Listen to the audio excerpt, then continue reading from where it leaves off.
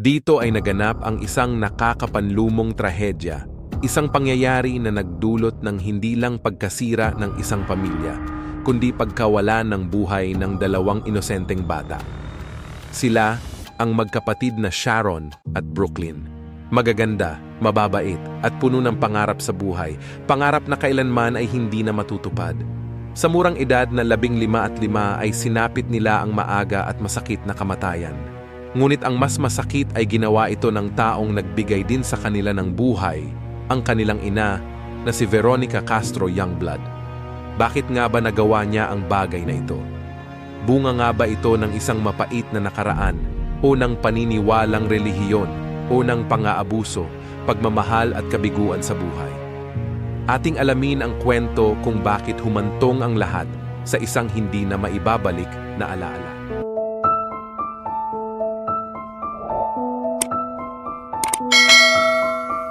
Si Veronica ay ipinanganak noong 1986 mula sa isang mahirap na pamilya sa suburb ng Santa Rosa, gitnang bahagi ng Argentina.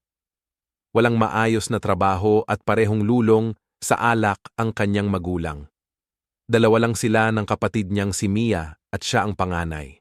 Hindi naging maganda ang buhay na kanyang kinamulatan. Mula sa pagiging salat sa maraming material na bagay at pangangailangan sa buhay, ay mas lalong nagpahirap sa kanila ang kakulangan o kawalan ng pagmamahal mula sa kanilang sariling magulang. Nakaranas siya ng matinding karahasan dahil sa halos araw-araw na panggugulpi sa kanya ng kanyang mga magulang na dumating pa sa puntong hindi siya makalakad. Bukod sa pisikal na pananakit ng kanyang ama't ina, ay pinagsamantalahan din siya ng kanyang lolo sa murang edad. At sa edad niyang 14 ay naghiwalay ang kanilang mga magulang. Tuluyan silang inabandona ng kanilang ama, samantalang ang kanilang ina na wala ring sapat na kakayahan para buhayin sila ay hindi na rin sila inintindi. Batid niya na wala siyang ibang mahingian ng tulong o walang susuporta sa kanila dahil ang tanging taong malapit sa kanya ay ang kanyang kapatid lang. Hindi rin siya nakapag-aral at wala ng ibang maisip na paraan kaya napilitan siyang magtrabaho bilang escort para mabuhay. Nabuntis siya sa unang pagkakataon sa edad na 15 at nanganak noong 16 years old na siya. Pinangalanan niyang Sharon ang panganay niyang anak, ngunit hindi niya sinabi kung sino ang ama o maaring hindi niya rin kilala dahil sa uri ng kanyang trabaho. Bilang isang teenager na naghahanap ng kaibigan o kakilala sa buhay, ay madaling na-impressed at napaanib si Veronica sa kulto o kakaibang relihiyon na Umbanda.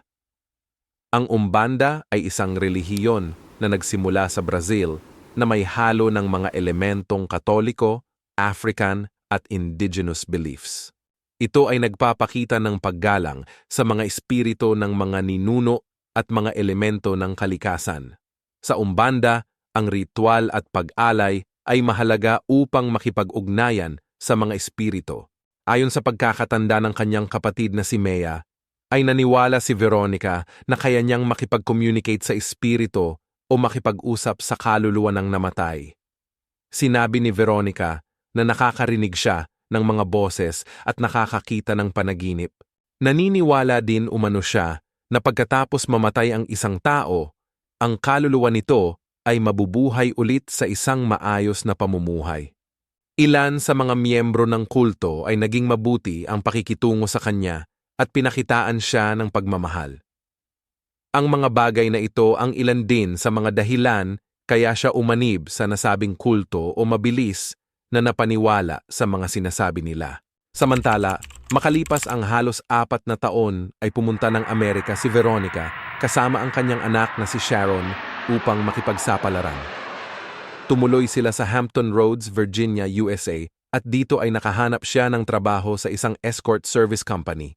Huling buwan ng taong 2008 ay nakilala niya si Ronald Youngblood, matanda sa kanya ng ilang taon at isang US Navy pilot, na noon ay naging kliyente ng escort service company. Sa unang pagkikita pa lang nila ay nabighani na si Ronald sa ganda ni Veronica na noon ay nasa 22 years old pa lang. Hindi niya pinalampas ang pagkakataon na kunin ang numero ni Veronica. Naging madalas ang kanilang pag-uusap hanggang sa nagkapalagayan sila ng loob. Kinumbinsi niya si Veronica na iwanan na ang pagiging escort at magsama na silang dalawa. Pumayag naman si Veronica at sumama kay Ronald. Pinatunayan ni Ronald ang kanyang malinis na hangarin, kaya noong 2009 ay pinakasalan niya si Veronica sa isang maliit na chapel sa Las Vegas.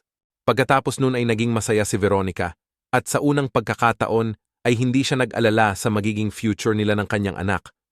Dahil sa bukod na mapagmahal at maalaga si Ronald, ay may sarili silang tahanan at stable ang trabaho ng kanyang asawa. Higit sa lahat ay itinuring ni Ronald ang anak ni Veronica na si Sharon bilang isang tunay na anak, gayon din si Sharon na daddy na rin ang tawag sa kanya. Sinikap ni Ronald na maibigay ang lahat kay Sharon mula sa mga pangangailangan at pag-aaral, pati ang kanyang apelido ay ipinagamit niya kahit wala pang legal adoption. Lumaking maganda, matalino at palakaibigan si Sharon. Naging active din siya sa school, sumasali sa mga sports kagaya ng tennis at naging miyembro ng cheerleading team. Pero mas naging matagumpay siya sa sports na figure skating. Sumasali siya sa iba't ibang competition at madalas makapag-uwi ng panalo. Marami ang nagsasabing may future si Sharon sa pagiging figure skater at balang araw ay makikilala siya sa sports na to. Noong 2013 naman ay biniyayaan ang mag-asawa ng sariling anak na babae na pinangalanan nilang Brooklyn. Labis ang saya na naramdaman nila nung panahon na yon, gayon din si Sharon dahil mayroon na siyang kapatid na babae. Ngunit ang mga kaligayahang ito na tumagal lamang ng halos 7 taon ay unti-unti nang napalitan ng madalas na pag-aaway at di pagkakasunduan ng mag-asawa. Kung dati ay napag-uusapan pa nila at naaayos agad ang konting problema, ngayon ay halos walang magparaya sa kanila. Nagkaroon sila ng madalas na pagtatalo at di pagkakaunawaan sa maraming bagay. Lumabas din ang pagiging sobrang seloso ni Ronald na nag-aakusa ng kung ano-ano. Noong bago sila ikasal, ay ipinangako niyang kakalimutan niya ang mga nakaraan ni Veronica at magsisimula sila ng panibagong buhay. Pero kagaya ng maraming pangako na napako, ay hindi ito tinupad ni Ronald. Madalas niyang sumbatan at insultuhin si Veronica tungkol sa kanyang nakaraan. Sinabi niyang hinango niya sa putik at tinulungan si Veronica pati ang kanyang anak. Ngayon ay gusto niyang masunod ang kanyang patakaran. Lumala ang pananakit ni Ronald mula sa verbal ay dumating sa puntong pisikal. Parehong nag-aakusa ng pananakit ang dalawa na umabot pa sa reklamong domestic violence. Noong nalipat si Ronald sa Honduras kasama ang kanyang pamilya, ay nai-report siya ni Veronica sa lokal na pulisya dahil sa pambubugbog sa kanya. Nagalit si Ronald at itinigil ang pagbigay sa kanya ng pera, pati ang paggamit ng sasakyan, internet at pagbabawal na umalis ng bahay. Sa depensa ni Ronald ay sinabi niyang may ibang karelasyon si Veronica. Kaya niya ginawa yun di umano ay para hindi na siya makakontak sa karelasyon nito. Dahil dito ay nagreklamo si Veronica sa US Embassy para ma-deport si Ronald. Sa huli ay ibinalik si Ronald sa main department ng US Navy sa Washington. Bagamat hindi nila sinasaktan sa pisikal ang kanilang mga anak, ay matinding sakit naman ang nararamdaman ng mga ito sa tuwing nakikitang nag-aaway ang kanilang mga magulang. Naging away-bati ang pagsasama ng mag-asawa, pero kalaunan ay lalong lumabo na ang kanilang relasyon na nauwi na sa hiwalayan. Pero kahit naghiwalay na sila at ongoing na ang divorce process, ay patuloy pa rin silang nagsasama sa isang bahay. Ngunit hindi na kagaya ng isang normal na mag-asawa. Na-realize ni Veronica na hindi niya makakayang suportahan at palakihin ang kanyang mga anak dahil umaasa lang sila sa asawang si Ronald. Minsan ay sinubukan niyang mag-loan sa bangko at nilagay na garantor si Ronald. Hindi pumayag ang huli, dahilan para awayin, maliitin at hiyain na naman si Veronica. Pagkalipas ng 3 linggo ay na-finalize na ang proseso ng kanilang divorce, pero bago nila natanggap ang certificate, ay muli na naman silang nagkasundo. Pagkalipas ng 6 na buwan ay magkasama silang pumunta ng korte, dala ang kanilang kasunduan dahil muling malilipat si Ronald sa Missouri. Nakasaad dito na isasama si Veronica, pati ang 2 nitong anak at patatayuan siya ng bahay malapit sa kanilang titirahan. Labag man ito sa kanyang kalooban ay pumayag siya alang-alang sa mga anak. Inaprubahan ito ng korte noong April 2018 at nakatakda silang lumipat sa buwan ng Agosto ng taon ding yon. Pero makalipas ang isang buwan, sa hindi inaasahan ay nagbago ang desisyon ni Veronica. Kasama ang isang abogado ay pinabago niya ang ilan sa mga napagkasunduan na nilang mag-asawa. Sinabi ni Veronica na ginawa niya ito dahil sa ilang mga nangyaring pagbabago. Dahil dito ay hiningi ni Veronica ang full custody sa anak niyang si Brooklyn na nakasaad din sa hinihingi niyang pagbabago sa kasunduan. Pero tinanggihan ng korte ang hiling niyang ito noong July 2018, isang buwan bago sila lumipat ng Missouri. Ikinalungkot niya ang desisyong ito dahil batid niya na kapag hindi siya sumama ay mapapalayo ang kanyang mga anak. Ilang araw na lang ang nakatakdang paglipat, pero lingid sa kaalaman ng magkapatid na Sharon at Brooklyn, ay yun na pala ang kanilang mga huling araw. Gabi ng August 5, 2018 ay nangyari ang malagim at di inaasahang pangyayari. Balisa at di mapakali si Veronica ng mga oras na yon sa kanilang tahanan. Palakad-lakad na nagdarasal habang nag-iisip, maya-maya ay kinuha niya ang isang baril at pumunta sa kwarto ni Sharon. Habang tulog si Sharon ay binaril niya ito sa kanyang likod, dahilan para magising ito. Takot na takot ang anak nang makita ang kanyang ina na may hawak na baril. Tinanong niya ito, "Mom, ano ang ginagawa mo?" Sumagot si Veronica, "Mahal ko kayo at dadalhin ko kayo sa Diyos." Sa sandaling iyon ay nagawa niyang makatakbo papunta sa kabilang kwarto. Sa kanya ito nilocked. Habang nasa loob ay nakakuha siya ng pagkakataon para makatawag sa 911. Humingi siya ng tulong habang umiiyak at hirap na sa paghinga. Siniguro sa kanya ng operator na darating ang tulong at sinabihan na kumapit lang siya. Makalipas ang ilang minuto ay nabuksan ni Veronica ang pinto. Dito ay narinig ng operator ang pagsigaw ni Sharon habang nagmamakaawa. Ilan sa kanyang mga huling salita ay, "Ayaw ko pang mamatay," na sinundan naman ng isang putok. Pagtapos noon ay wala nang narinig ang operator hanggang sa naputol na ang tawag. Matapos barilin ni Veronica ang panganay na si Sharon ay dumiretso naman siya sa kwarto ng natutulog na bunsong si Brooklyn. Walang kamalay-malay ang anak na kanya namang binaril sa ulo habang natutulog. Bandang ika-10 ng gabi ay dumating ang mga paramedics at pulisya. Nasaksihan nila ang nakakapanlumong sitwasyon ng magkapatid. Unang nakitang nakahiga at wala nang malay si Sharon na may sugat sa kanyang dibdib at likod. Sa dami ng nawalang dugo ay may palatandaan na buhay pa rin siya kaya't mabilis na isinugod sa ospital. Samantalang si Brooklyn ay hindi na pinalad at binawian agad ng buhay habang nasa kama pa. Noong gabing yon ay nasa kabilang syudad si Ronald na nakatanggap ng voicemail mula kay Veronica. Sinabi ng huli na binaril niya ang kanilang mga anak dahil sa galit nito sa kanya. Hindi agad ito pinaniwalaan ni Ronald, pero kaagad din siyang tumawag ng emergency service para tingnan ang kanilang bahay dahil ayon sa kanya ay may ginawang hindi maganda ang kanyang dating asawa. Agad-agad ay umuwi siya sa kanilang tahanan. Halos madurog ang puso niya dahil sa sinapit ng magkapatid. Nung oras na yon ay hindi malaman kung nasaan na si Veronica, hanggang sa nakatanggap ng tawag ang emergency services mula sa nagngangalang Manuel Bellows na nagsabi kung nasaan si Veronica. Si Manuel Bellows ay isa sa mga lawyer na kinonsulta ni Veronica noon tungkol sa custody ni Brooklyn. At siya rin ang tumulong kay Veronica nung huli para maghain ng pagbabago sa kasunduan nila ni Ronald. Ang pagkakakilalang yun ng dalawa ay nauwi sa isang relasyon.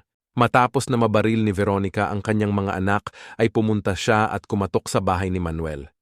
Binuksan ni Manuel ang pintuan at nakita niya si Veronica na tahimik, halos walang emosyon. Nakiusap ang huli kung pwedeng pumasok ng bahay, pero napansin ni Manuel na may hawak na baril si Veronica. Natakot si Manuel at sinabi nitong tatawag siya ng pulis kung hindi siya aalis. Sumagot si Veronica na pinatay niya ang kanyang mga anak, kaya sa mga oras na yon ay tiyak hinahanap na rin siya ng mga pulis. Dahil sa narinig ay agad isinara ni Manuel ang pinto saka tinawagan ang emergency services. Bumalik sa kanyang nirentahang sasakyan si Veronica at pagdating ng mga pulis ay naabutan siya na nakaupo sa loob ng sasakyan. Nakuha sa kanya at sa upuan ng sasakyan ang baril na may kasamang 2 loaded na magazines. Sa ginawang pagtatanong sa kanya ng pulisya, ay inamin nitong bumili siya ng baril sa isang exhibitions 10 araw na ang nakalilipas. Plano niyang patayin ang kanyang mga anak, saka siya magbabaril ng sarili. Subalit nagbago ang isip niya, sa halip ay pumunta siya sa bahay ni Manuel. Ayon sa kanya, ginawa niya yon bilang ganti kay Ronald para na rin hindi niya madala ang anak nilang si Brooklyn. Sinabi niyang hindi nag-workout ang personal niyang buhay na nagdulot sa kanya ng depression. Nalaman na noong gabi bago niya barilin ang kanyang mga anak, ay pinakain niya ang mga ito ng gummies na may halong pampatulog. Tinanong pa siya ng pulis kung ano ang dapat na parusa sa ginawa niya. Sumagot siya na death penalty, subalit ang death penalty ay hindi ipinapatupad sa Virginia. To both Brooklyn and Sharon? Yes. What pills were they? Just normal pill I get from CVS. And when you say normal pills, like were they For sleep. for sleep That pills? was- Yeah, sleep. That was pill. Okay, so No, it's something weird that told me that do it, kill them. and you told you to kill him and kill yourself. So your punishment should be what? Death penalty. Death penalty? Samantala, makalipas ang isang araw sa ospital, ay tuluyan ng binawian ng buhay si Sharon. Dahil dito ay kinasuhan si Veronica ng double murder at double felonies with the use of firearms. Sa pagpapatuloy ng trial ay tumanggi siya na magkaroon ng abogado. Inamin niya ang buong pangyayari. Subalit sa huli ay nagbago ang isip niya, pinili niya ang serbisyo ng public lawyer. Idinahilan niya na nakakarinig siya ng mga boses na gawin yon sa kanyang mga anak, bagay na sinunod niya lang di umano. Ikinwento niya ang marahas na dinanas niya nung bata pa siya, kung saan puro pahirap, pananakit, pang-aabuso at gutom ang kanyang naaalala. Nung makilala niya si Ronald, ay inakala niyang siya ang taong magtatapos sa mga paghihirap niya. Ngunit dahil sa mga nangyari, ay pinatay di umano ni Ronald ang paniniwala niyang may magandang buhay pa na naghihintay sa kanya. Kaya niya di umano ginawa yon sa kanyang mga anak ay para hindi na nila danasin ang hirap na kanyang naranasan.